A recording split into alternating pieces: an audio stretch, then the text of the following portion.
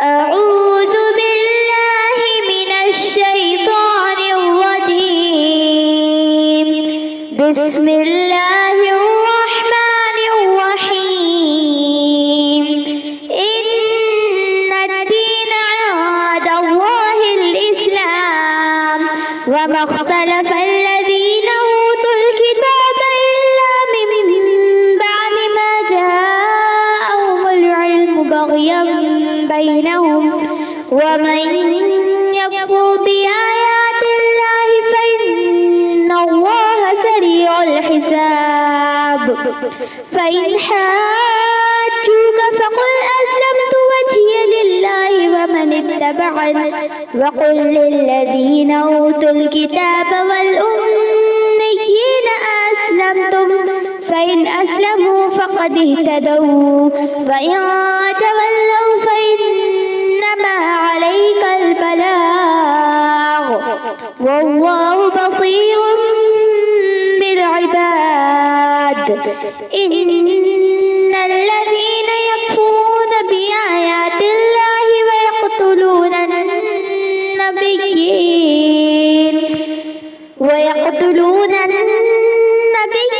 بغير حق ويقتلون الذين يأمرون بالقسط من الناس فبشرهم بعذاب أليم. أولئك الذين حبطت أعمالهم في الدنيا والآخرة وما لهم من ناصرين. ألم تر إلى الذين أوتوا نصيبا من الكتاب يدعون إلى كتاب الله ليحكم بينهم ثم يتولى فريق منهم وهم معرضون. ذلك بأنهم قالوا لا تمسنا النار إلا أياما معدودات وغرهم في دينهم ما كانوا يفترون. فكيف إذا جمعناهم ليوم لا ريب فيه ووفيت كل نفس ما كسبت وهم لا يظلمون. قل اللهم مالك الملك تؤتي الملك من تشاء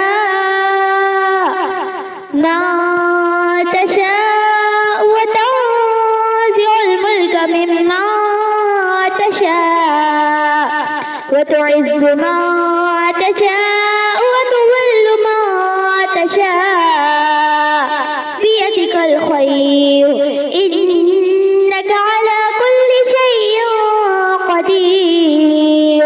تولج الليل في النهار وتولج النهار في الليل وتخرج الحي من الميت وتخرج الميت من الحي وترزق من تشاء بغير حساب. لا يتخذ المؤمنون الكافرين أولياء من دون المؤمنين ومن يفعل ذلك فليس من الله في شيء إلا أن تتقوا منهم تقاه ويحذركم الله نفسه فإلى الله المصير. قل إن تخفوا ما في صدوركم أو تبدوه يعلمه الله ويعلم ما في السماوات وما في الأرض والله على كل شيء قدير. يوم تجد كل نفس ما عملت من خير محضرا وما عملت من سوء تود لو أن بينها وبينه عمدا بعيدا ويحذركم الله نفسه والله رؤوف بالعباد. قل إن كنتم تحبون الله فاتبعوني يحببكم الله ويغفر لكم ذنوبكم والله رؤوف بالعباد.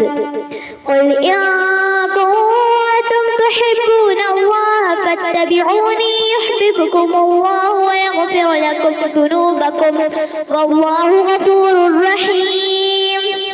قل أطيعوا الله والرسول فإن تولوا فإن الله لا يحب الكافرين.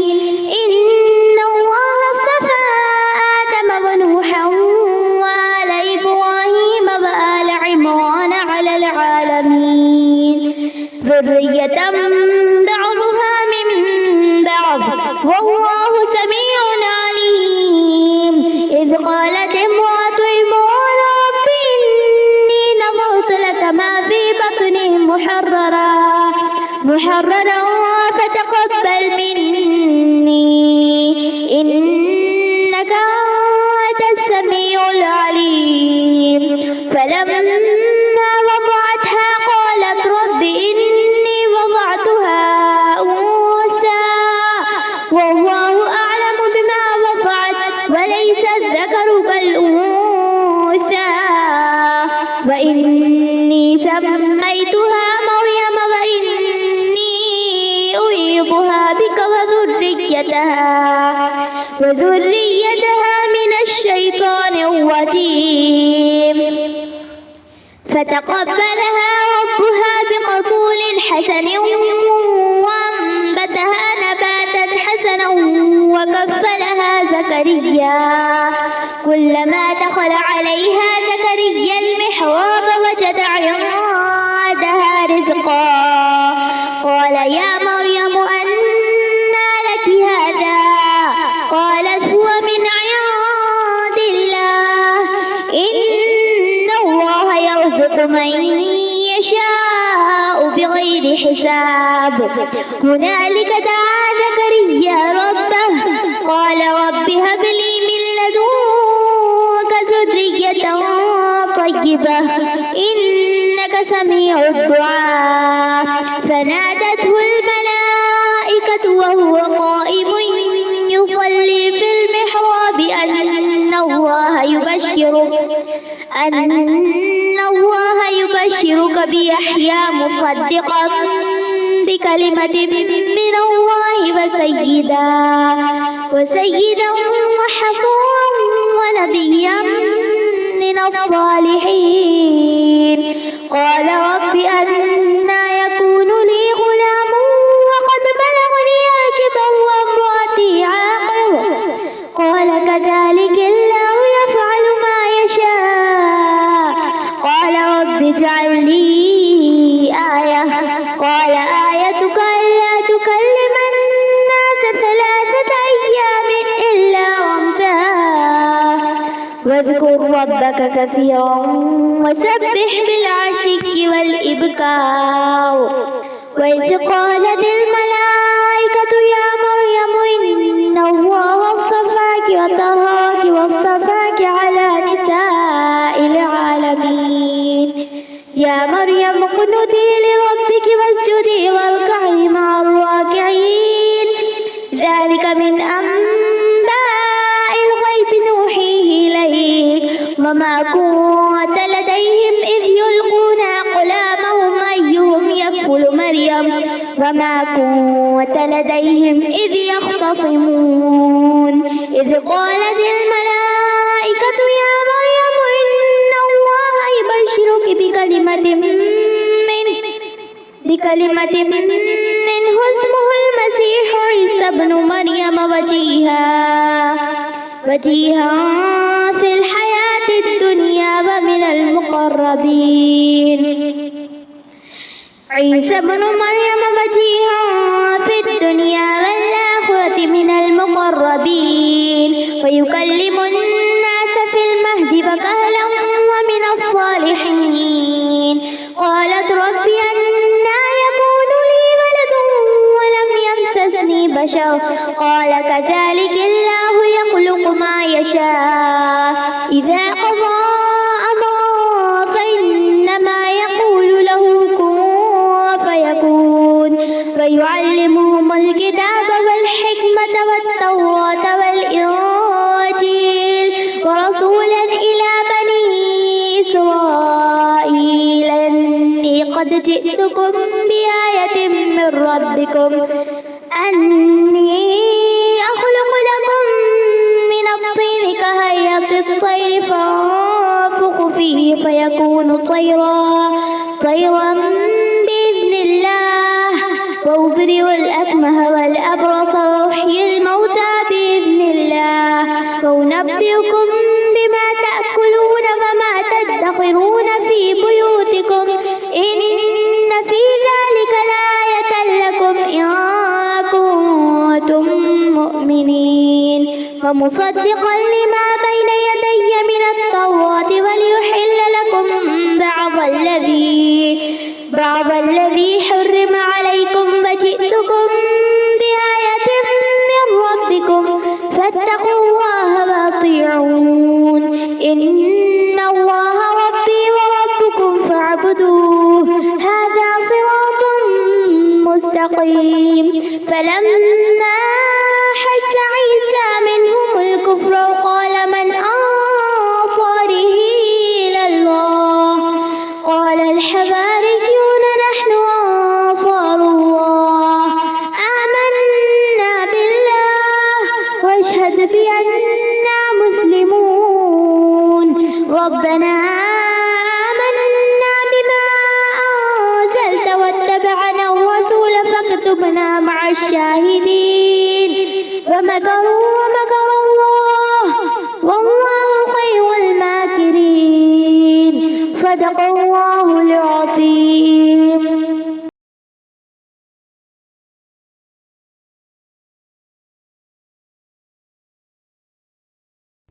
नहमदुहु व नसल्ली अला रसूलिल करीम अम्मा बाद औज़ु बिल्लाहि मिनश शैतानिर रजीम बिस्मिल्लाहिर रहमानिर रहीम रब्बि इश्रह ली सदरी व यस्सिर ली अमरी वहलुल उक़दतम मिन लिसानी यफ़क़हू क़ौली रब्बि यस्सिर वला तुअस्सिर व तम्मिम बिल खैर व बिका नस्तईनु या फ़त्ताहु रब्बि ज़िदनी इल्मा अल्लाहुम्मा इन्नी असअलुका इल्मन नाफ़िआ व रिज़्क़न तय्यिबा व अमलन मक़बूला अल्लाहुम्मा फ़क़्हिना फ़िद्दीन आमीन या रब्बिल आलमीन। अस्सलामु अलैकुम व रहमतुल्लाहि व बरकातुहू। सूरह आल इमरान आयत 19 to 53 इंशाअल्लाह आज हम करेंगे। बिस्मिल्लाहिर्रहमानिर्रहीम। इन्नद्दीन इंदल्लाहिल इस्लाम, बेशक अल्लाह के नज़दीक दीन सिर्फ इस्लाम है। और अहले किताब ने इल्म आने के बाद सिर्फ इसलिए इख्तिलाफ़ किया कि वह बाहम ज़िद और हसद रखते थे, और जो कोई अल्लाह की आयत का इनकार करता है तो बेशक अल्लाह ताला जल्द हिसाब लेने वाला है। ऐ नबी, फिर अगर वो आपसे झगड़ा करें तो कह दीजिए मैंने अपना सर अल्लाह ताला के आगे झुका दिया और मेरी इत्तिबा करने वालों ने भी अल्लाह के आगे झुका दिया। और इन अहले किताब और अनपढ़ लोगों से पूछे क्या तुम इस्लाम लाते हो? फिर अगर वो इस्लाम कबूल कर लें तो वो हिदायत पाएंगे, और अगर मुंह मोड़ेंगे तो आपके ज़िम्मे सिर्फ पैगाम पहुंचाना है, और अल्लाह अपने बंदों को खूब जानने वाला है। यानी अल्लाह ताला ने ख़ुद अपनी शहादत दी तौहीद के बारे में, तो अल्लाह ताला काफ़ी है, अल्लाह ताला सच्चा है, ये किताब आसमानी है, अल्लाह ताला को किसी और गवाहों की ज़रूरत ही नहीं है। अल्लाह ताला जो कुछ कर रहे हैं ना वो सब जानने वाला है। अल्लाह के सिवा कोई इबादत के लायक नहीं है। ये साबिक़ा उम्मतों को भी ताकीद की गई थी, अब उम्मत मुस्लिमा को भी ताकीद की जा रही है। अगर उसके बावजूद अगर वो नहीं मानेंगे तो इसकी ज़िम्मेदारी नबी करीम सल्लल्लाहु अलैहि वसल्लम पर नहीं है। सिर्फ पैगाम पहुँचाने के लिए रसूल भेजे जाते हैं, और हिदायत पाना या नहीं पाना वो अपने इख्तियार में है। दीन इस्लाम ही अल्लाह ताला का इरशाद है कि दीन इस्लाम ही सच्चा दीन है। अब क़यामत तक आने वालों के लिए सिर्फ़ और सिर्फ इस्लाम के सिवा किसी और दीन को कबूल नहीं किया जाएगा। पिछली कौमों में औक़ात के हिसाब से हर नबी अपनी शरीयत लेकर आए थे, लेकिन अब आखिर नबी ख़त्मुन नबीयुल मुरसलीन हज़रत मोहम्मद मुस्तफ़ा सल्लल्लाहु अलैहि वसल्लम को मबूस फरमाया, और आपके बाद कोई और नबी क़यामत तक आने वाले नहीं हैं। तो नबूवत का सिलसिला अब बंद हो चुका। अब हर दौर के नबी तौहीद का ही पैगाम लेकर आए थे ना, तो आप ख़ातिमुन नबी आप मोहम्मद सल्लल्लाहु अलैहि वसल्लम ने जो तौहीद, रिसालत और आखिरत के बारे में कहा है, हम उस पर ईमान भी लाए और यकीन भी रखते हैं। जिस तरीक़े से हमारे नबी ने हमें सिखाया है उसी तरीक़े से हम इताअत करेंगे, नमाज़ पढ़ेंगे, अच्छे अमल करेंगे, अल्लाह ताला को एक मानेंगे, इबादत अल्लाह के सिवा किसी और की नहीं करेंगे, तमाम आसमानी किताबों और नबियों पर ईमान लाएंगे, और आप सल्लल्लाहु अलैहि वसल्लम की ज़ात पर रिसालत का ख़ात्मा तस्लीम भी करेंगे इंशाअल्लाह। तो अब क़यामत तक कोई किताब और नबी आने वाले नहीं है, सिर्फ़ और सिर्फ दीन इस्लाम की और कोई दीन कबूल नहीं किया जाएगा। چاہے وہ پچھلی کتابیں جیسے یہود و نصارہ کے پاس تورات اور انجیل آ چکی تھی وہ بھی اب ویلڈ نہیں ہے. جب تک ایمان قرآن اور ہمارے رسول پر نہیں لائیں گے وہ کامیاب نہیں ہو سکتے.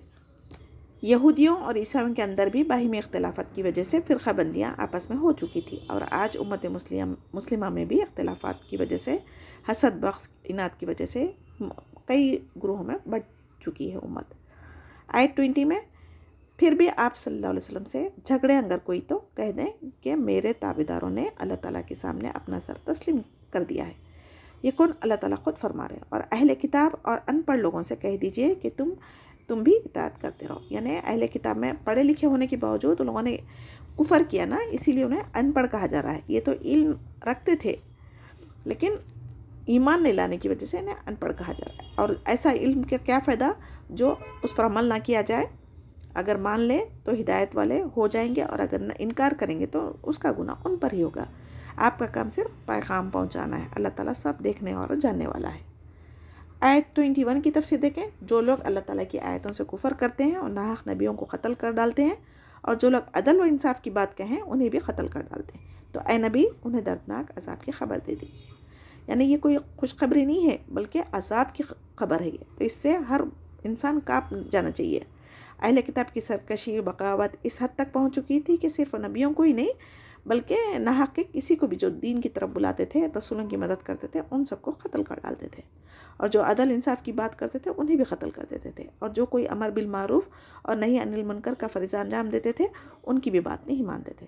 تو دین کی تبلیغ کرنے والوں کا ذکر اللہ تعالیٰ یہاں نبیوں کے ساتھ فرما کر یہ واضح کر دیا کہ علماء دین کی عظمت و فضیلت کتنی ہے. تو آیت 20 اور 21 کو اگر آپ اور سے پڑھیں گے تو بنی اسرائیل نے 43 نبیوں کو ایک ہی وقت میں صبح کے وقت قتل کر دیا تھا، اور 170 ایماندار جو بھلائی کا حکم اور برائی سے روکتے تھے انہیں بھی قتل کر ڈالا تھا. تو وہی ان آیتوں میں ذکر کیا گیا. تو آیت 22 کی تفسیر میں دیکھیں. ان کے اعمال دنیا و آخرت میں غارت ہے اور ان کا کوئی مددگار نہیں. جب آپ صلی اللہ علیہ وسلم پر اللہ سبحانہ تعالیٰ نے قرآن نازل فرمائی جو تمام کائنات کے لیے ہے، تو آپ نے تمام بادشاہوں کو خطوط روانہ کیے اور دین اسلام کی دعوت دی، چاہے وہ عرب ہو یا عجم، اہل کتاب ہو یا اہل علم. اسی طرح آپ صلی اللہ علیہ وسلم نے فرض دین تبلیغ کا ادا فرما چکے. اب اس کے بعد جو ایمان لائے بغیر مر جائے وہ جہنمی ہے، اور جو ایمان لائیں گے وہ جنتی ہوں گے. تو جو سرکشی، غرور، تکبر اور خود پسندی کی بنا پر اللہ تعالیٰ کے عذاب کے مستحق دنیا میں بھی ہوئے اور آخرت میں ان کو جہنم کا دردناک عذاب دیا جائے گا. ان کے لیے اللہ تعالیٰ نے دردناک عذاب تیار کر کے رکھا ہے. تو ان کی دولت، اولاد، دوست، احباب، رشتہ دار، مال، کوئی ان کی وہاں سفارش کر سکیں گے نہ ہی کوئی مدد کر سکیں گے. آیت 23 میں کیا آپ نے نہیں دیکھا جنہیں ایک حصہ کتاب کا دیا گیا ہے وہ اپنے آپس کے فیصلوں کے لیے اللہ تعالیٰ کی کتاب کی طرف بلائے جاتے ہیں، پھر بھی ایک جماعت ان کی منہ پھیر کر لوٹ جاتی ہے. اس میں کیا فرما رہا اللہ سبحانہ تعالیٰ؟ مدینے کی یہودی ہے جن کی اکثریت قبول اسلام سے محروم رہی، اور وہ اسلام اور مسلمانوں کے خلاف سازشیں، مکر، چالیں چلتے رہتے تھے، اسی میں مصروف رہتے تھے. تو جس کی وجہ سے ان کے 2 قبیلے جلاوطن اور ایک قبیلہ قتل کر دیا گیا تھا. آیت 24 کی تفسیر میں ہے کہ اس کی وجہ ان کا یہ کہنا ہے کہ ہمیں تو گنے چنے دن ہی آگ جلائے گی. ان کی یہ باتیں من گھڑت ہے، انہیں ان کے دین کے بارے میں دھوکے میں ڈال رکھا ہے. اس آیت میں اللہ تعالیٰ فرما رہے ہیں کہ کتاب اللہ کے ماننے سے انکار کی وجہ سے ان کا یہ ظام باطل ہے کہ وہ پہلے تو وہ جہنم میں نہیں جائیں گے، اور گئے بھی تو صرف چند دن کے لیے جائیں گے. تو یہی باتیں انہیں دھوکے میں ڈال رکھی ہے. اگر ان کے پاس کوئی ٹھوس ثبوت ہوتا یا اللہ تعالیٰ کا وعدہ ان کے پاس کچھ لکھا ہوتا تو وہ ضرور ظاہر کرتے تھے اور موت کی تمنا کرتے تھے، کیونکہ یہ دنیا سے بہتر تو آخرت کی زندگی ہے نا. لیکن یہ تو زندگی کے حریص ہے، موت کی تو تمنا بھی نہیں کریں گے، موت سے تو ڈرتے. تو کیسے یہ لوگ جنت میں جانے کا ان کو یقین ہے؟ یہ زبان سے صرف کہتے ہیں لیکن ان کو پتہ ہے کہ ان کی سزا جہنمی ہے. آیت 25 میں بس کیا حال ہوگا جب کہ ہم انہیں اس دن جمع کریں گے جس کے آنے میں کوئی شک نہیں ہے، اور ہر شخص اپنا اپنا کیا پورا دیا جائے گا، چاہے وہ نیکی ہو یا بدی ہو. اللہ تعالیٰ کسی پر ظلم نہیں کریں گے. تو قیامت والے دن ان کے غلط عقیدے اور دعوے کچھ کام نہیں آئیں گے. اللہ سبحانہ تعالیٰ اس دن عدل و انصاف کے ساتھ ہر نفس کو ان کی نیکیوں کا بدلہ اور ان کے برائی کا بدلہ ضرور دے گا اور کسی پر رائے کے دانے کے برابر بھی ظلم نہیں کرے گا۔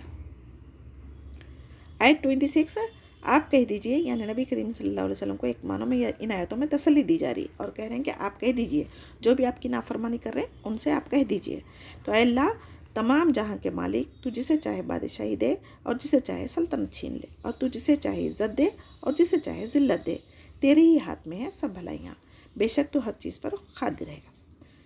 اللہ تعالیٰ کیا فرما رہے ہیں اس میں؟ اے محمد صلی اللہ علیہ وسلم آپ اپنے رب کی تعظیم کے طور پر اس کا شکر ادا کریں، اللہ تعالیٰ کی بڑائی اور کبریائی بیان کریں۔ اللہ تعالیٰ نے نبوت کو بنی اسرائیل سے چھین کر عرب یعنی قریش قبیلے سے آپ صلی اللہ علیہ وسلم کو چن لیا، تو اللہ تعالیٰ جسے چاہے جو چاہے عطا کر سکتا، اللہ تعالیٰ جو چاہے کر سکتا، اس کو کوئی سوال بھی نہیں کر سکتا نا۔ تو اس آیت میں اللہ سبحانہ تعالیٰ کی بے پناہ قوت کا اظہار کیا گیا ہے، اور جسے چاہے دے سکتا، جسے چاہے عزت ذلت رسوائی جو کچھ چاہے وہ چھین بھی سکتا، دے بھی سکتا۔ تو ہماری زندگیوں میں بھی جو مسئلے ہوتے ہیں اسے قرآن حدیث کی روشنی میں اگر ہم اس کو حل کریں گے تو زندگی گزارنے کی ہر چھوٹی بڑی باتیں اللہ تعالیٰ نے قرآن میں بتا دیا نا، تو اس کے مطابق اگر ہم زندگیاں گزاریں گے تو اللہ تعالیٰ کو ہم راضی کر سکیں گے۔ آیت 26 پڑھ کر اللہ سبحانہ تعالیٰ سے دعا کرے تو احد پہاڑ کے برابر بھی اگر کسی کو قرضہ ہے تو اللہ تعالیٰ ادا کریں گے، کیونکہ اس میں اللہ تعالیٰ کی قدرت بیان کی گئی۔ اللہ تعالیٰ مالک ہے دونوں جہاں کا، اور اسی کے ہاتھ میں بادشاہت ہے، تو بادشاہ جو ہے نا اس کے پاس تو خزانوں کی کمی نہیں ہے، تو ظاہر سی بات ہے یہ دعا کے وسیلے سے آپ جو بھی مانگیں گے آپ کو دیا جائے گا۔ آیت 27 کی تفسیر میں اللہ سبحانہ تعالیٰ کیا فرما رہے ہیں؟ رات کو دن میں لے جانا، اور اللہ تعالیٰ ہی جان سے جاندار پیدا کرتا ہے، بے جان سے جاندار پیدا کرتا ہے، اور تو ہی جاندار سے بے جان پیدا کرتا ہے، جیسے کہ اللہ تعالیٰ بے شمار روزیاں دنیا والوں کو دے رکھی ہے اور جرین پرین جانوروں کو بھی دے رکھی ہے۔ اب اس میں کیا ہے؟ اللہ تعالیٰ دن اور رات، سورج اور چاند کی گردشوں کو اپنے قبضے میں رکھا ہے۔ کبھی دن بڑا ہوتا تو رات چھوٹی ہو جاتی، کبھی رات بڑی ہو جاتی تو دن چھوٹا ہو جاتا، اور جیسے نطفے سے مردہ جو ہوتا نا نطفہ، پھر اسے انسان زندہ نکالتا ہے، پھر مردے سے نطفہ نکالتا، پھر اسی طرح مردہ انڈے سے مرغی نکلتی، اور مرغی سے پھر زندہ مرغی سے پھر انڈا نکلتا۔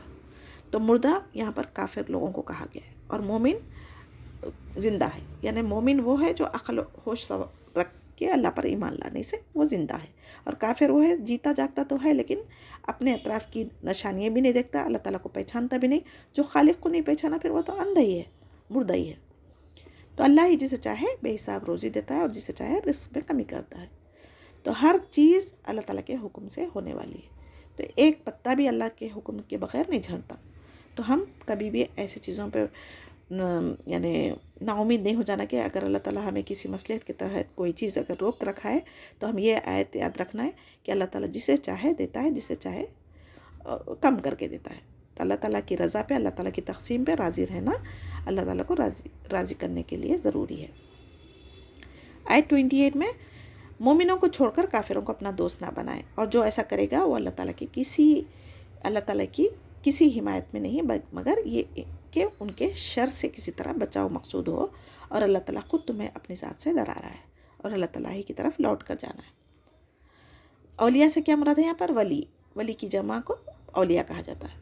تو ولی ایسے دوست کو کہتے ہیں جس سے دلی محبت ہو اور خصوصی تعلق ہو جاؤ، یعنی اپنی جان سے زیادہ ان کو چاہنا، اور دلی باتیں ان کو پرسنل باتیں، دلی باتیں ان کے ساتھ شیئر کرنا۔ تو اہل ایمان کا ولی اہل ایمان ہی ہو سکتا ہے۔ اس آیت میں مسلمانوں کو سختی کے ساتھ منع فرمایا گیا کہ کافروں سے گہری دوستی نہ کریں۔ آج ہم کافر ملکوں میں رہتے ہیں تو آپس میں دوستی، صلہ رحمی اور حسب ضرورت تجارتی لین دین کرنا جائز ہے، لیکن دلی باتیں، اپنے دل کے راز ان سے کبھی نہیں کرنا چاہیے۔ جو کافر مسلمان کے دشمن نہ ہو ان سے دوستی رکھ سکتا ہے تاکہ ان کے شر سے بچ سکے۔ یہ اجازت ان مسلمانوں کے لیے ہے جو کسی کافر حکومت میں رہتے ہیں، ان کے لیے کسی وقت اظہار دوستی کے بغیر ان کے شر سے بچنا ممکن نہ ہو تو وہ زبان سے ظاہری دوستی کا اظہار کر سکتے ہیں، اور جب کبھی آپ کے خلاف ان کو سازش کرنے کا موقع مل گیا یا آپ کی ان کی نہیں بنی تو آپ کے لیے آپ کی جو ویک پوائنٹ ہے نا اسی کا استعمال کرتے ہیں۔ تو اللہ تعالیٰ ہم سے زیادہ بہتر جاننے والا ہے کہ کون ہمارا ولی بننے کے قابل ہے اور کون ہمارا دشمن ہے۔ آیت 29 میں اللہ سبحانہ تعالیٰ فرما رہے ہیں خواہ تم اپنے سینوں کی باتیں چھپاؤ خواہ ظاہر کرو، اللہ تعالیٰ بہرحال جانتا ہے۔ آسمان اور زمین میں جو کچھ ہے اللہ تعالیٰ کو معلوم ہے، اللہ تعالیٰ ہر چیز پر قادر ہے۔ زمین کے تہ خانوں میں بھی اگر ہم کوئی چھپے ہوئے ہے، سمندر کے تہ خانوں میں چلے جائے، ہواؤں میں ہے ہم، اگر جہاں کہیں بھی ہو، کوئی چیز اللہ تعالیٰ کے علم سے دور نہیں ہے۔ ان سب پر اللہ تعالیٰ کی قدرت ہے، چاہے تو معاف کرے چاہے تو سزا دے۔ اللہ تعالیٰ کی قدرت سے ہر انسان کو ڈرنا چاہیے اور تقوی اختیار کرنا چاہیے۔ ممکن ہے اللہ تعالیٰ دنیا میں ڈھیل دے رہا ہے، مگر جب پکڑے گا تو پھر مہلت نہیں ملے گی۔ چاہے تو دنیا میں بھی پکڑ سکتا، چاہے تو آخرت کے دن پکڑے گا تو وہاں کوئی اس کی سفارش نہیں کر سکے گا۔ تو وہ عالم بھی ہے اور ہر چیز پر قادر بھی ہے، تو اس سے ہمیں ڈرنا چاہیے۔ چاہے آپ نیکی کے کام کر رہے ہوں وہ بھی دیکھ رہا ہے، چاہے آپ برائی کے کام کر رہے ہیں تو اللہ تعالیٰ سے ڈرنا چاہیے، کیونکہ اس کا عذاب بہت زیادہ دردناک ہے، اور قیامت کے دن کوئی ہمیں اللہ کے عذاب سے بچا نہیں سکتا۔ تو آیت 30 میں، جس دن ہر نفس اپنی کی ہوئی نیکیوں کو اور اپنی کی ہوئی برائیوں کو نامہ اعمال میں موجود پائے گا، آرزو کرے گا کہ کاش اس کے اور برائیوں کے درمیان بہت ہی دوری کر دی جاتی۔ تو اللہ تعالیٰ تمہیں اپنی ذات سے ڈرا رہا ہے۔ اللہ تعالیٰ اپنے بندوں پر بڑا ہی مہربان ہے، اسی لیے وہ قیامت کے آنے سے پہلے انسان کو توبہ کی ترغیب دلاتا ہے بار بار۔ اور قیامت والے دن تمام عمر کے برے بھلے سب کام سامنے رکھ دیے جائیں گے۔ نیکیوں کو دیکھ کر خوشی ہوگی اور برائیوں کو دیکھ کر یعنی افسوس ہوگا، دانت پیسیں گے اور حسرت کریں گے۔ تو کیا ہی اچھا ہوتا کہ اگر وہ شیطان کی باتوں میں نہ آتا اور اللہ تعالیٰ کی عذاب سے تو بچ جاتا تھا نا۔ اللہ تعالیٰ نے تو نبیوں کے ذریعے، آسمانی کتابوں کے ذریعے ہر ایک کو جنت اور جہنم کے بارے میں آگاہ کیا، اللہ تعالیٰ کے عذاب سے ڈرایا، پھر بھی اللہ تعالیٰ اپنے نیک بندوں کو یہاں پر نا امید نہ ہونا، اسی لیے خوشخبریاں بھی دے رہا اور توبہ کے لیے بھی راستے کھلے رکھے۔ اور اللہ تعالیٰ کا لطف کرم سے کبھی نا امید مومن بندہ نہیں ہو سکتا۔ اللہ تعالیٰ اپنے بندوں پر بہت زیادہ رحم کرنے والا مہربان ہے۔ تو جب بھی ہم سے کوتاہی ہو جائے نیکی میں، عبادتوں میں، یا کوئی گناہ کے کام سرزد ہو جائے تو ہمیں فوراً توبہ استغفار کر کے اللہ کو راضی کرنا چاہیے۔ آیت 31 کہہ دیجئے، اگر تم اللہ تعالیٰ سے محبت رکھتے ہو تو میری تابعداری کرو، اور خود اللہ تعالیٰ تم سے محبت کرتا ہے اور تمہارے گناہ معاف فرما دے گا، اور اللہ تعالیٰ بڑا بخشنے والا مہربان ہے۔ یہود اور نصارہ دونوں کا دعویٰ تھا کہ ہمیں اللہ سے اور اللہ تعالیٰ کو ہم سے بہت محبت ہے۔ بالخصوص عیسائی حضرت عیسیٰ علیہ السلام اور مریم علیہ السلام کی تعظیم و تکریم میں اتنا غلو کیا کہ انہیں درجہ الوہیت پر فائز کر دیا۔ اسی طرح اللہ تعالیٰ کی رضا و محبت چاہتے تھے، تو اللہ تعالیٰ فرماتے ہیں ان کے دعوے خود ساختہ ہے، اور بدعتوں سے اللہ تعالیٰ کی محبت اور رضا حاصل نہیں ہو سکتی۔ اس کا صرف ایک ہی طریقہ ہے کہ وہ میرے آخری پیغمبر محمد صلی اللہ علیہ وسلم پر ایمان لائے اور ان کی پیروی کرے۔ اگر حقیقت میں محبت الہی کا طالب ہے تو آپ صلی اللہ علیہ وسلم کے ذریعے یقیناً اللہ کی محبت حاصل کر سکتے، وہی کامیاب ہوگا اور اپنے دعوے میں سچا ہوگا، ورنہ جھوٹے ہیں اور ناکام رہیں گے دنیا میں بھی اور آخرت میں بھی۔ اگر دنیا میں اللہ تعالیٰ ان کے کچھ نیک اعمال کی وجہ سے ان کو کوئی رتبہ، شہرت، کامیابی اگر دے بھی دی تو آخرت کی کامیابی ناممکن ہے۔ آیت 32 یا ساری آیتوں میں اللہ تعالیٰ نبی کریم صلی اللہ علیہ وسلم کو مخاطب ہو کے کہہ رہے ہیں کہ کہہ دیجئے، آپ کہہ دیجئے، تو اللہ تعالیٰ اور رسول کی اطاعت کرو۔ اگر یہ منہ پھیر لیں تو بے شک اللہ تعالیٰ کافروں سے محبت نہیں کرتا۔ تو یعنی کتنی آیتوں میں اللہ تعالیٰ سے ڈرو کہا جا رہا ہے یہاں پر، اس کے باوجود بھی اگر کوئی عقل والا ہے تو وہ ضرور ڈرے گا، اگر جو بے وقوف ہے تو پھر آخرت کے عذاب کے لیے تیار ہونا چاہیے۔ تو اللہ تعالیٰ کی اطاعت کے ساتھ ساتھ رسول کی اطاعت کرنا بھی ضروری ہے، دونوں کی تاکید ایک ساتھ کی گئی ہے یہاں پر۔ اب نجات اگر ہم چاہتے تو اللہ اور رسول کی اطاعت میں ہی نجات ممکن ہے، ورنہ کفر کی وجہ سے اللہ تعالیٰ جہنم میں ان کو ڈالے گا۔ اللہ تعالیٰ کافروں کو نہیں پسند کرتا نا، چاہے وہ اللہ کی محبت اور خلق کے کتنے ہی دعوے کر لے اور زبان سے کتنا ہی کہہ لے، لیکن ان کے دلوں کا حال اللہ سے چھپا ہوا نہیں ہے۔ تو حدیث کے منکرین اور اتباع رسول صلی اللہ علیہ وسلم کی نافرمانی کرنے والوں کے لیے اس آیت میں سخت وعید بیان کی گئی ہے، کیونکہ یہ اپنے انداز سے بدعتیں کرتے ہیں اور لوگوں کو اس میں راغب کرتے ہیں، جیسے یہاں پر کفر سے تعبیر کیا گیا۔ تو ہر دین میں جو اسلام میں اللہ تعالیٰ نے شریعت میں نازل نہیں کیا وہ ایجاد کرنا، چاہے نیک کام کیوں نہ ہو جائے، وہ بدعت ہے۔ ہر بدعت گمراہی کی طرف لے جاتی۔ آیت 33 کی تفسیر میں اللہ تعالیٰ کیا فرما رہے ہیں؟ تمام جہاں کے لوگوں میں سے آدم علیہ السلام کو اور نوح علیہ السلام کو، ابراہیم علیہ السلام کے خاندان اور عمران کے خاندان کو اللہ تعالیٰ نے نبوت کے لیے خاص لوگوں کے لیے منتخب کر لیا تھا۔ انبیاء علیہ السلام کے خاندانوں میں 2 عمران ہوئے، ایک حضرت موسیٰ اور حضرت ہارون علیہ السلام کے والد، اور دوسرے مریم علیہ السلام کے والد، اور مریم علیہ السلام کے والدہ کا نام حنا تھا۔ دوسرے عمران کے خاندان کو بلند درجہ حضرت مریم علیہ السلام کی اور ان کے بیٹے حضرت عیسیٰ علیہ السلام کی وجہ سے حاصل ہوا تھا۔ تو اس آیت میں اللہ تعالیٰ مزید 3 خاندانوں کا تذکرہ فرمایا ہے جن کو اللہ تعالیٰ نے اپنے وقت میں جہاں والوں پر فضیلت دی تھی۔ ان میں کون تھے؟ سب سے پہلے حضرت آدم علیہ السلام، جنہیں اللہ نے اپنے ہاتھ سے خود بنایا تھا اور اپنی طرف سے روح پھونکی تھی، اور ان کی تعظیم میں فرشتوں کو سجدہ کرنے کا حکم دیا تھا، اور انہیں اللہ تعالیٰ نے علم سکھایا تھا، جنت میں ان کو رہنے کے لیے مکان دیا تھا، اور پھر ان کی دل جوئی کے لیے ان کی پھسلی سے ہوا کو بنایا تھا، جس سے پھر انہیں زمین میں بھیج دیا گیا، جس میں اللہ تعالیٰ کی بہت ساری حکمتیں تھیں۔ اس کے بعد حضرت نوح علیہ السلام، انہیں اس وقت رسول بنا کر بھیجا گیا جب لوگوں نے اللہ تعالیٰ کو چھوڑ کر بتوں کو معبود بنا لیا تھا۔ یعنی حضرت آدم علیہ السلام کے بعد پہلی بت پرستی جب شروع ہوئی وہ حضرت نوح علیہ السلام کے زمانے میں تھی، تو انہیں بھی طویل عمر عطا کی گئی تھی۔ وہ 950 سال تبلیغ کا کام کیے تھے۔ چند افراد کے سوا کوئی ایمان نہیں لائے تھے۔ کشتی بنانے کا جب اللہ نے حکم دیا تو انہوں نے اللہ تعالیٰ کے حکم کی تعمیل کی، تو لوگ ان کا مذاق اڑانے لگے تھے، تو آپ کی بدعا سے اہل ایمان کے سوائے دوسرے تمام لوگ غرق ہو گئے تھے طوفان میں، تو جن میں ان کے بیٹے بھی شامل تھے۔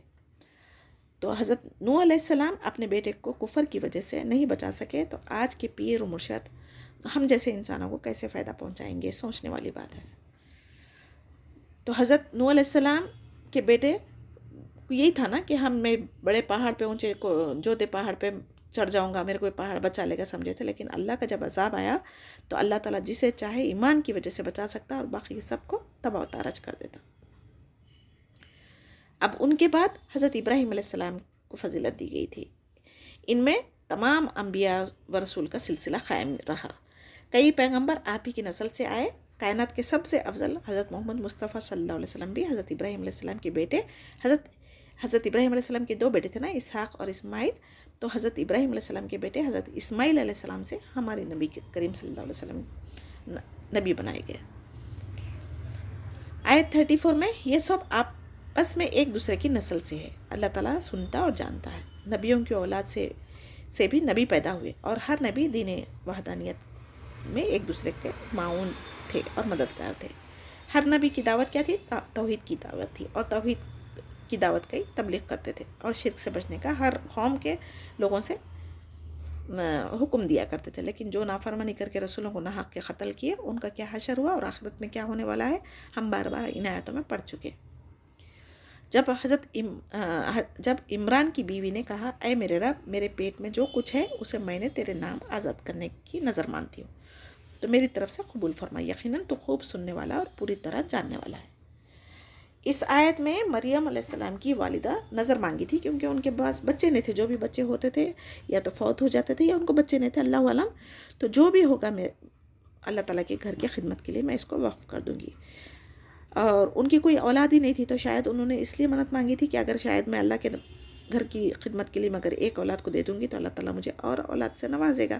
اللہ علم ان کا کیا انٹینشن تھا، اور نہ ہی ان کو کوئی اولاد آگے ہونے کی امید تھی، کیونکہ ان کا حمل جب تھا اس وقت وہ بیوہ ہو چکی تھی۔ تو اللہ سبحانہ وتعالیٰ ان کی اس نظر کو قبول کیا اور حضرت مریم کو عبادت کے لیے خاص کر لیا۔ آیت 36 میں جب لڑکی پیدا ہوئی تو کہنے لگی کہ پروردگار مجھے تو لڑکی ہوئی، اللہ تعالیٰ خوب جانتا تھا، اللہ تعالیٰ خود پیدا کرنے والا ہے نا، تو اللہ تعالیٰ خوب جانتا تھا کہ اس کو لڑکی ہوئی یا لڑکا ہوا۔ تو انہوں نے پریشانی کیا ظاہر کی تھی، لڑکا لڑکی جیسا نہیں ہو سکتا اور لڑکی لڑکے جیسی نہیں ہو سکتی۔ تو اللہ تعالیٰ نے کہا تم اس کا نام نظر مانے تھے نا، تو وہ نظر پوری کرو، تو میں نے اس کا نام مریم رکھا، میں اسے اور اس کی اولاد کو شیطان مردود سے تیری پناہ میں دیتی ہوں۔ جو کوئی اپنی اولاد کو یہ آیت پڑھ کے دم کرے، آیت سورہ آل عمران کی 36 آیت پڑھ کے دم کرے، انشاءاللہ ان بچوں کو اللہ سبحانہ تعالیٰ کی توفیق سے حفاظت میں آ جائیں گے وہ، اور شیطان ان کو نہیں چھین سکیں گا۔ اس آیت میں حسرت اور عذر بھی ظاہر کیا گیا۔ حسرت اس بات کی کہ میری امید کے برعکس لڑکی پیدا ہوئی، تیرے گھر کی خدمت کے لیے وقف کرنا مقصد تھا جو ایک مرد ہی کر سکتا تھا، یہ تو اللہ تعالیٰ بہتر جانتا تھا کیونکہ خالق تو وہی ہے. اس آیت سے بچے کا پیدا ہوئے سو دن نام رکھنا ثابت ہوتا ہے. اور اس آیت میں جو بھی بچہ پیدا ہوتا ہے تو شیطان اس کو چھوتا ہے جس کی وجہ سے وہ بچہ روتا ہے. تو حضرت مریم کی والدہ نے جو دعا کی اسے اور اس کی اولاد کو شیطان مردود سے اللہ کی پناہ میں دیتی ہو تو وہ دعا قبول فرمائی گئی. ہمیں بھی اپنی اولاد اور آنے والی نسلوں کے لیے ہمیشہ یہی دعا کرتے رہنا چاہیے. آیت 37 میں بس اس کے پروردگار نے اچھی طرح قبول فرمایا اور اسے بہترین پرورش کی. تو مریم کی خیر خبر لینے والے حضرت زکریا علیہ السلام کو بنایا. جب کبھی زکریا علیہ السلام ان کے ہجرے میں آتے جاتے تو ان کے پاس روزی رکھی ہوئی پاتے. وہ پوچھتے اے مریم یہ روزی تمہارے پاس کہاں سے آئی؟ وہ جواب دیتی کہ یہ اللہ سبحانہ و تعالیٰ کے پاس سے ہے. بے شک اللہ تعالیٰ جسے چاہے بے شمار روزی دیتے ہیں. تو حضرت زکریا علیہ السلام حضرت مریم علیہ السلام کے خالو تھے اور اس وقت کے پیغمبر بھی تھے. تو مریم علیہ السلام کی پرورش کے لیے سب لوگوں میں اختلاف ہونے لگا اور اپنے اپنے قلم خرہ کے لیے ڈالے جسے تورات لکھا کرتے تھے دریا میں ڈالے خرہ کے لیے. تو جس کا قلم اوپر آیا وہ مریم کی پرورش کریں گے. تو پیغمبر ہونے کے ناطے اور خالو دونوں نعتوں سے ان کی پرورش کی ذمہ داری حضرت زکریا علیہ السلام کو دی گئی تھی. تو علم ایک نبی ہونے کی وجہ سے ایک تو علم بھی رکھتے تھے, دوسرا ان کی اخلاقی تربیت کا تقاضوں کا زکریا علیہ السلام سے بہتر کوئی اور اہتمام ان کے لیے نہیں کر سکتا تھا. تو جس ہجرے میں مریم علیہ السلام رہائش پذیر تھی وہاں غیر موسمی پھل پائے جاتے تھے اور وہاں پر کسی اور کا آنا جانا ممکن ہی نہیں تھا. تو سوائے زکریا علیہ السلام کے کوئی ان کو کھانے پینے کی چیزیں ملا کر دینے والا وہاں پر نہیں تھا. اسی لیے زکریا علیہ السلام نے حسرت کی بنا پر سوال کیا کہ یہ کہاں سے آتے ہیں, کیونکہ بے موسم کے بھی پھل ہوا کرتے تھے. تو حضرت مریم نے کہا اللہ سبحانہ تعالیٰ کی طرف سے. گویا مریم کی کرامت نہیں تھی, یہ اللہ تعالیٰ کی طرف سے معجزہ تھا. تو یہ کسی نبی کے ہاتھ پر ظاہر ہو تو اسے معجزہ کہتے ہیں اور کسی ولی کے ہاتھ پہ ظاہر ہو تو اسے کرامت کہتے ہیں. تو یہ معجزے میں اور کرامتوں میں فرق ہے. تو یہ دونوں برحق ہے, ان کا صدور اللہ کے حکم اور اس کی مشیت سے ہوتا ہے. نبی یا ولی کے اختیار میں یہ بات ہرگز نہیں ہے کہ وہ اپنی مرضی سے اب جب چاہے معجزے اور کرامت دکھا سکے. تو اہل بدعت اولیاء کی کرامتوں سے عوام کو شرکی عقیدوں میں مبتلا کر دیتے ہیں اور یہ اصل شیطان کی چالیں ہیں. تو معجزات اور کرامت اس بات کی دلیل ہے کہ یہ حضرات اللہ تعالیٰ کی بارگاہ میں خاص مقام رکھتے ہیں, مگر ان کے پاس کائنات میں تصرف کرنے کا کوئی اختیار نہیں دیا گیا ہے. تو بیت المقدس کی مسجد سلیمانی میں حضرت مریم علیہ السلام کی پرورش ہوئی تھی. آیت 38 میں اس جگہ زکریا علیہ السلام نے اپنے رب سے دعا کی. جیسے ہی انہوں نے دیکھا بن موسم کے پھل مریم کے پاس آ رہے ہیں تو انہوں نے فوری دل میں خیال آیا اولاد کا. تو انہوں نے دعا کیا اے میرے پروردگار مجھے اپنے پاس سے پاکیزہ اولاد عطا فرما, بے شک تو دعا کو سننے والا ہے. حضرت زکریا علیہ السلام نے جب دیکھا حضرت مریم علیہ السلام کے پاس بن موسم کے پھل موجود ہوتے تو ان کو بھی ایک دل میں ایک طلب ہوئی اولاد کی. ان کے بوڑھے ہونے کے باوجود اور ان کی بیوی بانجھ ہونے کا علم ان کو تھا, اس کے باوجود ناممکن طلب تھی اولاد کی. نہایت پوشیدگی سے کرنے لگے. اللہ تعالیٰ کے لیے کسی چیز کی کرنے کے لیے اسباب کی ضرورت نہیں ہوتی, صرف کن کہنا ہو جاتا. تو یہ یقین تھا ان پہ, اللہ سبحانہ تعالیٰ پر یقین تھا زکریا علیہ السلام کے. تو اس کے بعد اللہ تعالیٰ نے کیا فرمایا, بس فرشتوں نے انہیں آواز دی جبکہ وہ ہجرے میں کھڑے نماز پڑھ رہے تھے کہ اللہ تعالیٰ نے تجھے یحییٰ کی یقینی خوشخبری دیتا ہے جو اللہ تعالیٰ کے کلمے کی تصدیق کرنے والا ہے, سردار ہے, ضابطہ نفس ہے اور نبی ہے, نیک لوگوں میں سے. تو زکریا علیہ السلام نماز پڑھ رہے تھے, فرشتوں نے بیٹے یحییٰ کی خوشخبری دی. تو اللہ سبحانہ تعالیٰ کے کلمے کی تصدیق سے مراد حضرت عیسیٰ علیہ السلام کی تصدیق ہے. گویا حضرت یحییٰ علیہ السلام اور حضرت عیسیٰ علیہ السلام سے بڑے ہوئے. تو دونوں خالہ زاد تھے اور ایک دوسرے کی تائید کی. سید کے معنی سیدن کے معنی سردار کے ہیں, حصوراً کے معنی ہیں گناہوں سے پاک. تو جب یہ خوشخبری دیتے انہوں نے کیا کہا آیت 40 میں, کہنے لگے اے میرے رب میرے ہاں بچہ کیسے ہوگا, میں بالکل بوڑھا ہو گیا اور میری بیوی بانجھ ہے. فرمایا اسی طرح ہوگا, اللہ تعالیٰ جو چاہے کرتا ہے. یعنی ایک دیکھیے انسان کو ایک لاشعوری طور پہ اللہ تعالیٰ کی وحدانیت پر, اللہ تعالیٰ کی قدرت پر یقین تھا. دل سے تو ان کی دعا نکل گئی, جب اس کی خوشخبری دی گئی تو پھر انہیں یقین نہیں آ رہا تھا کہ اسباب تو ظاہری نہیں ہے. تو لیکن اللہ تعالیٰ کیا فرما رہے ہیں کہ اللہ تعالیٰ کے لیے اسباب کی ضرورت نہیں ہے. بن موسم کے جب پھل دے سکتا, بن موسم کے اللہ تعالیٰ جو چاہے کر سکتا. تو اسی لیے کسی کی عمر زیادہ ہونے سے ان کو بچے نہیں ہوتے، بلکہ جو کہا جاتا نا، یہ بھی ہم نہیں کہہ سکتے. اللہ تعالیٰ ینگ جنریشن کو بھی جو شادیاں کم عمر میں ہو جاتی ہیں ان کے پاس بھی اولاد نہیں ہو سکتی، اور کسی کی لیٹ ہونے کے باوجود بھی بنا کسی علاج وغیرہ کے اولاد ہو سکتی. تو اللہ تعالیٰ کی قدرت میں کوئی عمل دخل نہیں دے سکتا. جب حضرت عیسیٰ علیہ السلام کو نبوت عطا کی گئی تو اس کی تصدیق کرنے والے سب سے پہلے شخص حضرت یحییٰ علیہ السلام ہی تھے. تو یہ اللہ سبحانہ تعالیٰ کی پیشن گوئی جو تھی نا وہ پوری ہو گئی. تو حضرت زکریا علیہ السلام کو بیٹے کی خوشخبری کے ساتھ پھر ان نبوت کی بھی بشارت دی گئی تھی. تب زکریا علیہ السلام کو خیال پیدا ہوا کہ ظاہری اسباب تو اس کا ہونا محال تھا، لیکن خدا کے ہاں بچہ دینا چاہے جو چاہے دینا وہ اسباب کا محتاج نہیں ہے. اللہ تعالیٰ کا امر سب سے بڑا ہے. تو جب کبھی انسان کسی چیز سے مایوس ہو جاتا، نا امید ہو جاتا، تو وہ کفر کی طرف لے کر جاتی. تو ہمیں اللہ پر توکل ہونا چاہیے. اسباب کی ضرورت کے بغیر بھی وہ دینے پر قادر ہے. ہم اسباب اختیار کر سکتے اور اللہ پر توکل کر کے دیکھیں، جب چاہے جو چاہے اللہ تعالیٰ کر سکتا. اس آیت میں 2 معنی ہیں نا. سید کے معنی حلیم، بردبار، متقی، عبادت گزار، پرہیزگار، عالم دین میں سب سے زیادہ افضل، جسے غصہ اور غضب مغلوب نہ کر سکے، یہ مطلب ہے. اور حصور کا مطلب جس میں شہوت کا پانی نہ ہو اور عورتوں کی رغبت نہ رکھتے ہو. آیت 41 میں جو حضرت زکریا علیہ السلام نے اللہ تعالیٰ سے کہا کہ اے میرے پروردگار اس کے لیے کوئی نشانی مقرر کر دے، تو فرمایا نشانی یہ ہے کہ 3 دن تک تو لوگوں سے بات نہ کر سکے گا، صرف اشارے سے سمجھائے گا. تو یہ اپنے رب کے ذکر کثرت سے کر اور صبح و شام اس کی تسبیح بیان کر. تو بڑھاپے میں معجزانہ طور پر جب اولاد کی خوشخبری سنائی گئی تو وہ اتنے خوش ہو گئے، خوشی میں اتنا اضافہ ہو گیا، اور انہوں نے اللہ سبحانہ تعالیٰ سے نشانی مانگی. تو اللہ تعالیٰ نے فرمایا 3 دن تک تو لوگوں سے بات نہیں کرے گا.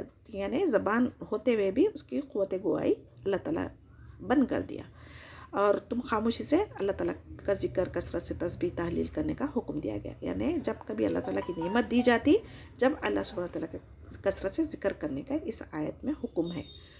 لیکن ہمارا کیا ہے معمول، جب کبھی گھر میں خوشی آ جاتی تو خوشی میں اتنا ہم مشغول ہو جاتے کہ فرض نماز ہی نہیں پڑھتے. تو صبح شام اللہ تعالیٰ کی کثرت سے تسبیح کرنے کا تو سوال نیک لوگوں کو ہی آ سکتا. ہم جیسے گناہگار تو جب بھی اللہ کی نعمتیں ملتی ہم تو اللہ تعالیٰ کی نافرمانی میں لگ جاتے.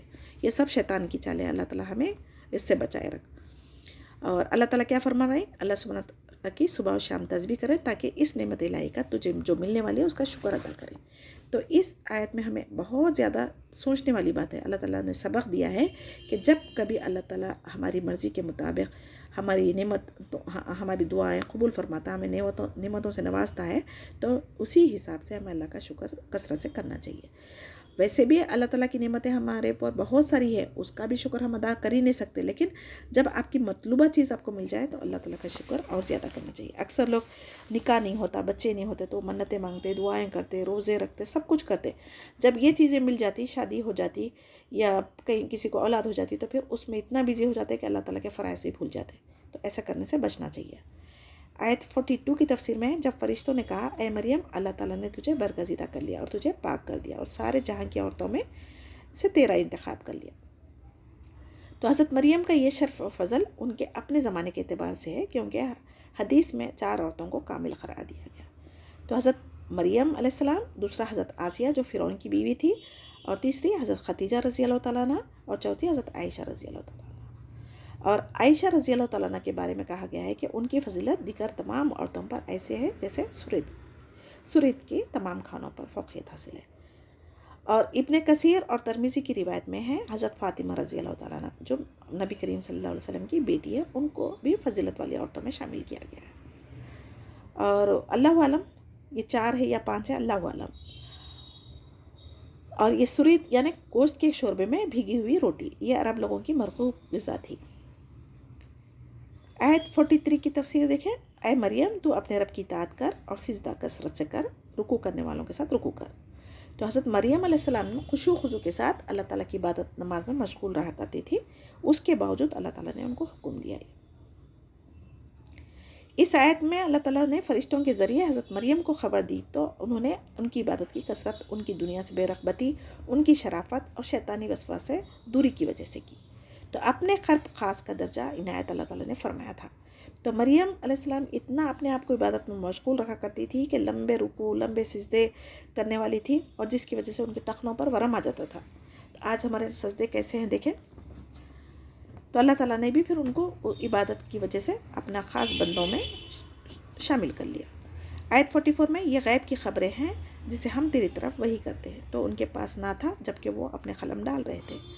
تو مریم علیہ السلام کو ان میں کون پالے گا اور ان کی پرورش کون کریں گے، جب آپس میں جھگڑا کر رہے تھے، جب تو ہمارے نبی کریم صلی اللہ علیہ وسلم نہیں تھے، اور نہ ہی نبی کریم صلی اللہ علیہ وسلم عالم الغیب ہے۔ تو اللہ تعالیٰ یہ فرمایا کہ ہم غیب کی خبریں آپ کو وحی کے ذریعے بتا رہے ہیں۔ تو وحی کے ذریعے بتا رہے ہیں سے وحی کا مطلب کسی نبی پہ آتی نا وحی، ورنہ ہمارے نبی نہ قصے کہانیاں پڑھے تھے، نہ پڑھے لکھے تھے، نہ تو کیسے اس کا علم ہوتا تھا۔ تو یہ بھی ایک نشانی ہے ہمارے نبی کریم صلی اللہ علیہ وسلم اللہ کے رسول ہیں۔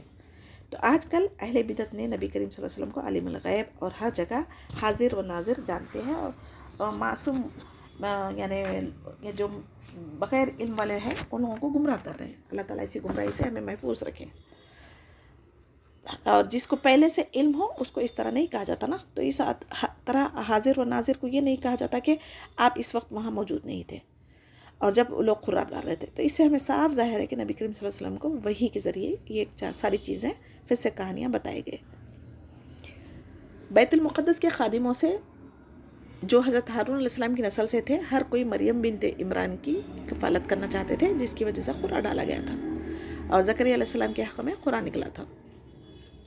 آیت 45 میں جب فرشتوں نے کہا اے مریم، اللہ تعالیٰ تجھے اپنے ایک کلمے کی خوشخبری دیتا ہے جس کا نام مسیح عیسیٰ ابن مریم ہے، جو دنیا اور آخرت میں ذی عزت اور میرے مقربین میں سے ہوگا۔ تو جب حضرت عیسیٰ علیہ السلام کے کلمہ یعنی کلمۃ اللہ اس لیے کہا گیا ہے کہ ان کی ولادت ایک اعجازی شان کے مطابق ہوئی تھی، عام انسانوں کے اصول کے برعکس بغیر باپ کے خاص قدرت اللہ کی کن کہنے سے تخلیق پائی تھی۔ تو مسیح کا مطلب ہے کثرت سے زمین کی سیاحت کرنے والا یا ہاتھ پھیرنے والا، کیونکہ اللہ کے اذن سے آپ کے ہاتھ پھیرنے سے لیپریسی جیسی بیماری دور ہو جاتی تھی، اور ماں کے پیٹ سے اندھا پیدا ہوا سو وہ آنکھوں والا ہو جاتا تھا۔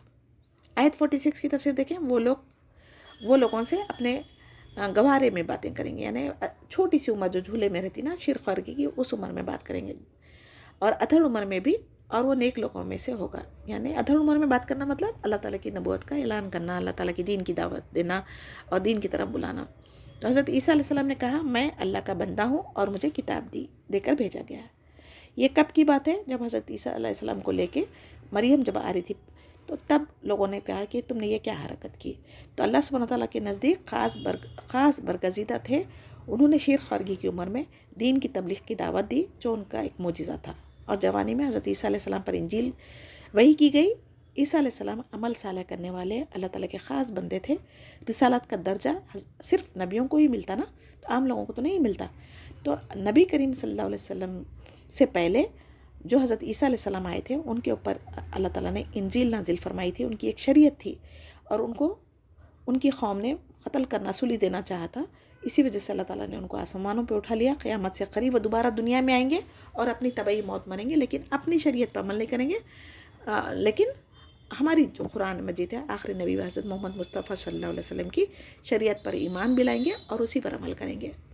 تو ایک نبی ہونے کے باوجود ان کے خود پر وحی نازل کی گئی تھی انجیل کی، وہ اپنی کتاب پر عمل نہیں کر سکتے، تو ہم کیسے دوسروں کی کتابوں پر، دوسروں کے رسم و رواج کو اپنی زندگی میں اپنا کے کامیاب ہو سکتے؟ آیت 47 میں مریم علیہ السلام نے کہنے لگی مجھے لڑکا کیسے ہوگا، حالانکہ مجھے کوئی انسان نے ہاتھ بھی نہیں لگایا۔ فرشتے نے کہا اسی طرح اللہ تعالیٰ جو چاہے پیدا کرتا ہے، جب کبھی اللہ تعالیٰ کسی کام کو کرنا چاہتا ہے تو صرف یہ کہہ دیتا ہے کہ کن کا مطلب کیا ہے؟ ہو جا، تو وہ ہو جاتا ہے۔ تو مریم علیہ السلام کا تعجب بجا تھا، لیکن قدرت الہی کے لیے کوئی مشکل بات نہیں تھی، بغیر اسباب کے جو چاہے پلک جھپکتے وہ کر سکتا۔ تو اللہ تعالیٰ ہمارے جو پریشانیاں ہیں، جو مشکلیں ہیں، اولاد کی پریشانی ہے، جاب کی پریشانی ہے، صحت کی پریشانی ہے، جو بھی ہے، ہم اللہ سبحانہ تعالیٰ سے دعا دل سے مانگ کے تو دیکھیں، اللہ تعالیٰ کن کہنے سے ہم پہلے سے بھی زیادہ صحت مند ہو سکتے، پہلے سے بھی زیادہ ہماری اولاد ہماری فرما بردار ہو سکتی، پہلے سے بھی زیادہ ہم جو بھی مانگ رہے ہیں اس میں اللہ تعالیٰ برکت دے سکتا۔ اور بچپن میں معجزوں کے طور پر بات کرنے والے 3 بچوں کا ذکر کیا گیا ہے، ایک تو حضرت عیسیٰ علیہ السلام تھے، دوسرا جریج، اور تیسرا ایک اسرائیل عورت کا بچہ، یہ سب بنی اسرائیل سے تعلق رکھتے تھے۔ اس کے علاوہ صحیح مسلم میں ہے اصحاب الاخدود کے قصے میں بھی ایک شیرخوار کا بچہ بچپن کی عمر میں بات کیا تھا۔ تو حضرت عیسیٰ علیہ السلام 33 ایئرس کے تھے جب آسمان پہ اٹھا لیے گئے تھے۔ یہ آیت 46 میں ہے، ادھڑ عمر کا مطلب قیامت سے پہلے دنیا میں آئیں گے اور آپ صلی اللہ علیہ وسلم کی دین کی تبلیغ کریں گے اور دجال سے لڑیں گے، ساری دنیا میں اسلام پھیلائیں گے۔ آیت 48 میں اللہ سبحانہ تعالیٰ اس سے لکھنا اور حکمت اور تورات اور انجیل سکھائے گا۔ کتاب سے مراد کیا ہے یہاں پر؟ لکھنا، اور حکمت سے کیا مراد ہے؟ یہ دانائی۔ تو نبوت، فرشتے، حضرت جبرائیل علیہ السلام جب انسان کی شکل میں حاضر ہوئے اور حضرت مریم علیہ السلام کو بیٹے حضرت عیسیٰ علیہ السلام کو اللہ تعالیٰ نبی بنائیں گے اور لکھنا سکھائیں گے اور انجیل دے کر بنی اسرائیل کی طرف بھیجیں گے، یہ خوشخبری دی تھی۔ تو 49 میں دیکھیں حضرت عیسیٰ علیہ السلام بنی اسرائیل کی طرف رسول بنا کر بھیجے گئے تھے۔ میں تمہارے پاس تمہارے رب کی نشانیاں لایا ہوں، میں تمہارے لیے پرندے کی شکل کی طرح مٹی کا پرندہ بناتا ہوں، پھر اس میں پھونک مارتا ہوں تو اللہ کے حکم سے پرندہ زندہ ہو جاتا ہے، اور اللہ تعالیٰ کے حکم سے میں ماں کے پیٹ کے اندھے اور لیپریسی والے کو اچھا کرتا ہوں، تم مردے کو زندہ کر دیتا ہوں، جو کچھ تم کھاؤ اپنے گھروں میں ذخیرہ کرو، میں تمہیں وہ سب بتا دیتا ہوں، تو اس میں تمہارے لیے بڑی نشانی ہے اگر تم ایمان لانے والے۔ اب اس کی تفسیر کیا ہے؟ اخلق لکم، یہاں پیدائش کے معنی میں ہے، یہاں پیدائش کے معنی میں نہیں ہے، سوری۔ تو اس پر تو اللہ تعالیٰ ہی قادر ہے کیونکہ وہی خالق ہے۔ یہاں ظاہری صورت بنانے کی ہے، دوبارہ باذن اللہ کہنے کا مطلب اللہ تعالیٰ کے حکم سے۔ تو اس کا مقصد صرف یہی ہے کہ کوئی شخص غلط فہمی کا شکار نہ ہو جائے کہ میں خدائی صفات یا اختیارات کا حامل ہوں۔ نہیں، میں تو اللہ تعالیٰ کا عاجز بندہ ہوں اور رسول ہوں، جو کچھ میں کر رہا ہوں یہ ایک خاص اللہ تعالیٰ کی طرف سے معجزہ ہے۔ ہر نبی کو حالات کے مطابق اللہ تعالیٰ نے معجزے دیے تھے تاکہ نبی ہونے کی صداقت ظاہر ہو جائے۔ تو حضرت موسیٰ علیہ السلام کے دور میں جادوگری کا دور چل رہا تھا، تو انہیں لاٹھی اور بیت یزا کا معجزہ عطا فرمایا تھا، جس کے سامنے بڑے بڑے جادوگر اپنا جادو نہ دکھا سکے تھے، اللہ تعالیٰ پر ایمان لا چکے تھے۔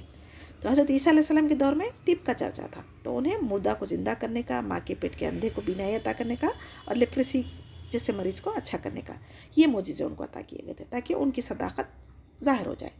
اور محمد صلی اللہ علیہ وسلم کے دور میں شعر و ادب اور فصاحت بلاغت کا دور تھا، تو چنانچہ انہیں اللہ سبحانہ تعالیٰ نے قرآن جیسا فصیح و بلیغ پر اعجاز کلام عطا فرمایا تھا، جس کی نظیر آج تک کوئی پیش نہیں کر سکا اور نہ قیامت تک کوئی یہ ایکسیپٹ کر سکتا کہ وہ قرآن کی ایک آیت کی طرح بھی بنا کر لے کر آ سکے۔ تو حضرت عیسیٰ علیہ السلام مٹی لے کر پرندے کی شکل بنا کر اس میں اللہ کے حکم سے پھونک مارتے تھے اور وہ زندہ ہو کر اڑ جاتا تھا۔ تو حضرت عیسیٰ علیہ السلام کے ایک معجزہ یہ بھی تھا کہ کچھ گھر سے کھا کر جو کچھ کھا کے آتے تھے وہ بھی اللہ کے حکم سے بتا دیتے تھے، اور جو کچھ گھر پہ باقی رکھ کر آتے تھے وہ بھی بتا دیتے تھے۔ تورات کے بھی حافظ تھے، یہود پر کچھ چیزیں حرام کی گئی تھی، اختلاف کی بنا پر ان کی سزا تھی، وہ تو اس کو حلال فرمایا۔ تو اللہ تعالیٰ کو ایک ماننا اور اس کی عبادت کرنا ہر نبی کی دعوت تبلیغ امت کے لیے کی گئی تھی۔ آیت 50 میں تورات کی تصدیق کرنے والی جو میرے سامنے ہے، اور میں اس لیے آیا ہوں کہ تم